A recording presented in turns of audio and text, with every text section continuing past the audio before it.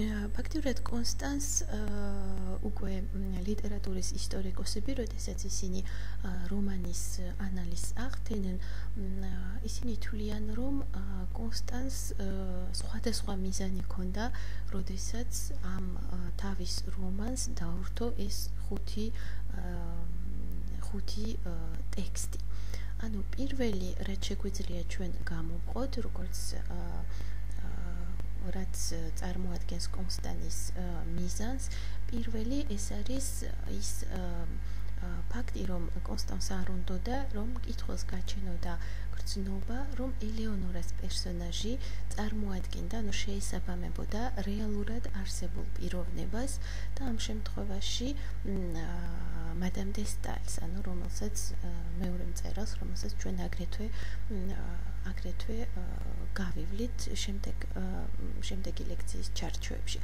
ანუ კონსტანსს სურს, რომ მკითხველი აარიდოს იმ ალუზიას, რომელიც შეიძლება მან გააკეთოს ელეონორას პერსონაჟსა და მადამ დე სტალის პერსონაჟს რეალურად არსებულ პიროვნებას შორის, იმიტომ რომ მათ ჰქონდათ სასიყვარულო რომანი, რომელიც 1811 წელს დასრულდება. ანუ პირველ რიგში ის ცდილობს, რომ ამ ალუზიას აარიდოს მკითხველი. მეორე მისი მიზანი, რომელიც შეიძლება რომ გამოვყოთ, ეს არის აჩვენოს, რომ მეორე ადამიანის მოხიბლა საშიშ თამაშთან არის დაკავშირებული. ანუ ამ შემთხვევაში იგულისხმება, აქ საუბარია იმაზე, რომ რომანში ადოლფი მოხიბლავს ელეონორას და შემდეგ ბეზრდება, ანუ თავიდან თავს ირწმუნებს, რომ მართლა უყვარს ელეონორა, მაგრამ შემდეგ უკვე აშკარა ხდება, რომ მას მობეზრდება მასთან ურთიერთობა, მაგრამ მაინც აგრძელებს მასთან არც ყვეტავს მასთან ურთიერთობას და ამას მოყვება სწორედ ის ტრაგიკული დასასრული, როდესაც ელეონორა გაიგებს სიმართლეს, იმიტომ რომ ელეონორას სინამდვილეში უყვარს ადოლფი, როდესაც ელეონორა იგებს სიმართლეს მისი გრძნობების შესახებ, ის შესაბამისად თვითმკვლელობით ამთავრებს თავს თავის სიცოცხლეს. მესამე პუნქტი, რომელიც ჩვენ შეგვიძლია გამოვყოთ როგორც ავტორის მიზანი, ეს არის, რომ მას უნდა აჩვენოს, რომ ადოლფი არის უფრო მეტად მსხვერპლი და არა დამნაშავე, ვიდრე ის თავს რომანში თვითონ წარმოაჩენს, იმიტომ რომ ადოლფი, როგორც უკვე თქვით, პირველ პირში არის დაწერილი, ანუ პირველი პირის ჩანართები გვაქვს, ანუ შესაბამისად ის ადოლფი თვითონ თითქოს კონსტანის აზრით ნაკლებად წარმოაჩენს თავს მსხვერპლად და უფრო დამნაშავედ წარმოაჩენს თავს და სინამდვილეში ამით კონსტანს უნდა, რომ მას ის უფრო მეტად გაამართლოს. ეხლა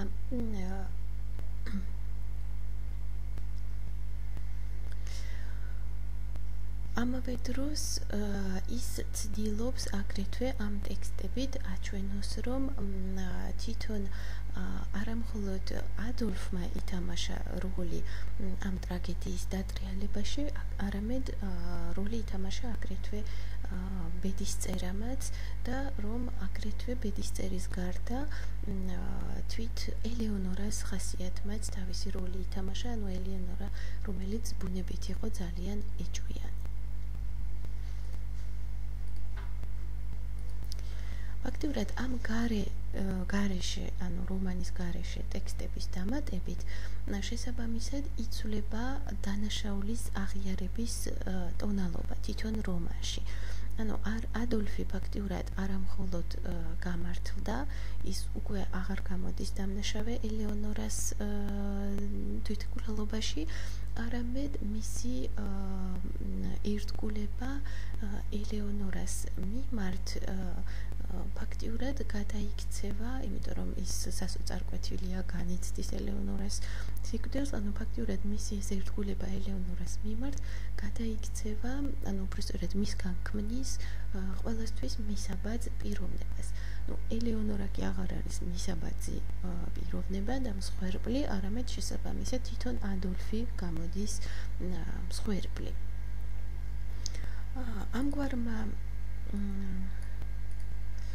ამგვარმა წაკითხვამ ამ ტექსტის შესაძლებელი გახადა რომანის ფაქტიურად დაფარული მხარის გამოაშკარავება. და ერთ-ერთი კრიტიკოსი ანრი გიმენი ის ადოლფს უწოდებს, ანუ ამ რომანს უწოდებს ბენჟამინის კოლგას. ანუ ამ რომანს უწოდებს კოდირებულ, აღიქვავს როგორც კოდირებულ მესიჯს, რომელიც ლიტერატურის კრიტიკოსმა ან მკითხველმა უნდა გაშიფროს.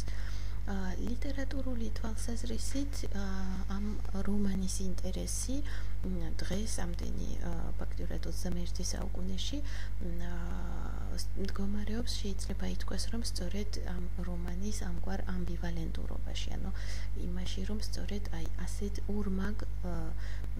ურმაგ ხასიათს ატარებს ეს რომანი. და ამავე დროს ეს ინტერესი ამ რომანის მიმართ მდგომარეობს აგრეთვე ვთქვათ იმ ჰუმანისტური თუ ადამიანური გრძნობების გამომჟღავნებაში, რაზედაც აგებულია ნაწარმოები, არამედ მის ესთეტიკაში. და მაგალითად ჩვენ შეგვიძლია მოვიყვანოთ ერთი პასაჟი, რომელიც მე-7 თავიდან არის აღებული ამ რომანის და რომელიც ეს არის მომენტი, როდესაც პროტაგონისტი მარტო იმყოფება ბუნებაში და ის სეირნობს სიბნელეში და ფაქტიურად ბუნების სპექტაკლის ასოცირებას ახდენს საკუთარ გრძნობებთან. და არ უნდა დაგვავიწყდეს კიდევ როდესაც წავიკითხავთ ამ პასაჟს, რომ ეს არის ის ფაქტიურად რომანტიზმი, ერთ-ერთი მახასიათებელი იქნება სწორედ ის მომენტი, როდესაც ბუნება გამოდის პირველ პლანზე და ბუნებასთან ხდება პირადი გრძნობების ასოცირება. ახლა წავიკითხავთ ამ პასაჟს. სინათლე სულ უფრო და უფრო სუსტდებოდა. ცა წყნარი იყო და წავიკითხავთ ამ პასაჟს და შევეცდებით, რომ მოკლედ ავხსნათ შემდეგ, მოკლე ანალიზი გავაკეთოთ. ცა წყნარი იყო, სოფელში სიცარიელე ისადგურებდა. ადამიანებმა სამუშაო დაასრულეს და ბუნება თავის თავს დაუბრუნდა. ჩემი ფიქრები ნელ-ნელა დამძიმდა. ხამის ჭრდილებმა, რომლებსაც ყოველწამიერად სიმუქი ემატებოდათ, ღრმა სიჩუმემ, რომელიც გარს მერწყა და რომელსაც მხოლოდ იშვიათი და შორი ხმაური წყვეტდა, ჩემი აღელვება უფრო მშვიდი და საზეიმო გრძნობით შეცვალეს. ეხლა პირველი, როდესაც ჩვენ გამოვარჩევთ ამ ტექსტის კითხვისას, ეს არის შეიძლება ითქვას ბუნების სურათი. ანუ პირველივე სამი წინადადება გადმოსცემს ბუნების სურათს, სადაც ხვდებით, ასე ვთქვათ, სხვადასხვა თემატიკას. პირველი ეს არის ის ფაქტი, რომელსაც მაშინ აღიქვას კითხველი, რომ დაღამების პროცესი არის აღწერილი. თანაც დაღამების პროცესი და არა ვთქვათ შედეგი. ანუ ღამდება, ეს არის ის მომენტი, როდესაც ბუნება ცვლილებას განიცდის, ღამდება. ანუ პირველი ეს არის დაღამების პროცესი, მეორე ისევ და ისევ ბუნების სურათთან დაკავშირებული, ეს არის ბუნების სიმშვიდე, ცა წყნარია, სიცარიელეა, სინათლის სიზუსტეა, ანუ სინათლის შენელება ხდება. და შესაბამისად შეიძლება ითქვას, რომ ეს შენელება, იმიტომ რომ სინათლე სუსტდება, პირველივე წინადადებაში გვაქვს მოცემული სინათლის შესუსტება, ანუ ფაქტიურად ეს შენელება მოცემული პირველივე ფრაზაში ვნახავთ შემდეგ, რომ აბზაცის ბოლოსთან, ანუ ამ ტექსტის ბოლოსთან არის პირდაპირ გადაჯაჭვული და დაკავშირებული. შემდეგი ფრაზა ადამიანმა სამუშაო დაასრულეს და ბუნება თავის თავს დაუბრუნდა. შეიძლება ითქვას, რომ ეს ფრაზა კიდევ უფრო მეტად უსვავს ხაზს ამ, ასე ვთქვათ, დაცლის და შენელების მომენტს. და ამავე დროს ხელს უწყობს იმას, რომ ადამიანი პიროვნება, ანუ ეს პერსონაჟი დატოვოს მარტო ბუნებასთან. ის არის ანუ ამ ბუნებაში ანუ ადამიანებმა დატოვეს სოფელი და ისინი სახლებში წავიდნენ, სახლებში დაბრუნდნენ და რჩება ბუნების პირისპირ მხოლოდ პერსონაჟი, ანუ მხოლოდ ეს ადამიანი და ბუნება. ეს ორნი რჩებიან მარტო. ну ეს არის კიდევ ერთი რისი საშუალებაც ეძლევა ამ ფრაზით ადამიანს. შემდეგ შემოდის პირველი და ასე ვთქვათ, როგორ თქვა, პირველი ურთიერთმიმართება ადამიანსა და ბუნებას შორის. ანუ ჩვენ გვაქვს ფრაზა: ჩემი ფიქრები ნელ-ნელა დამძიმდა, სადაც ვხედავთ, რომ იგივე ტემპია დაფიქსირებული, როგორც ბუნების დაბნელების პროცესში. ანუ ბუნება თანდათან წყნარდება, ბნელდება, სიბნელე ემატება და შესაბამისად, ანუ ეს ყველაფერი ხდება თანდათან და ჩემი ფიქრები ნელ-ნელა დამძიმდა, ანუ ეს ფიქრების დამძიმება ხდება ნელა. ანუ ბუნების პარალელის, ბუნების პროცესის, ბუნებაში მიმდინარე პროცესის პარალელურად. ფაქტიურად მსგავსება არის ადამიანის ფიქრის პროცესსა და ბუნების შინაგანი ცვლილებების პროცესს შორის. ორივე მიმდინარეობს ერთი მეორის პარალელურად. და ამავე დროს ორივე შემთხვევაში შინაგანი პროცესი შეიძლება ითქვას, რომ ორივე შემთხვევაში ბუნების შემთხვევაში და ადამიანის შემთხვევაში მიმდინარეობს შინაგანი პროცესი. ანუ ფიქრი ეს არის შინაგანი და ასე ვთქვათ, ცვლილება ბუნების წიაღში, ანუ ბუნებაში დაბნელების პროცესი და ასე შემდეგ. ანუ ორივე შემთხვევაში, ბუნების შემთხვევაში და ადამიანის შემთხვევაში გვაქვს შინაგანი პროცესი.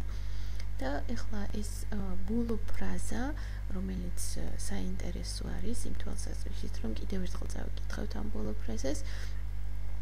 ესე იგი, ღამის ჩრდილებმა, რომლებსაც ყოველწამიერად სიმოქე ემატებოდათ, ღრმა სიჩუმემ, რომელიც გარს მეტყვა და მხოლოდ იშვიათი და შორი ხმაური წყვეტდა, ჩემი აღელვება უფრო მშვიდი და საზეიმო გრძნობით შეცვალეს. ანუ ერთის მხრივ ღამის ჩრდილებმა და მეორეს მხრივ ღრმა სიჩუმემ, ჩემი აღელვება უფრო მშვიდი და საზეიმო გრძნობით შეცვალეს. ანუ შესაბამისად, აქ პირველი რაც შეგვიძლია უკვე გამოვყოთ, ეს არის გავლენა, ბუნების ზეგავლენა ადამიანის შინაგან გრძნობაზე. ანუ ბუნების პროცესში მიმდინარე შინაგანი ცვლილებები გავლენას ახდენენ, პირდაპირ კავშირში არიან ადამიანის გრძნობებთან. ანუ ფაქტიურად ჩვენ რაც უკვე ვთქვით, რომ ეს ბოლო ფრაზა ასრულებს სწორედ ამ ურთიერთმიმართებას, რომ ბუნება პირდაპირ გავლენას ახდენს ადამიანზე და ცვლის, ანუ ბუნებას შეუძლია შეცვალოს ადამიანის განწყობა.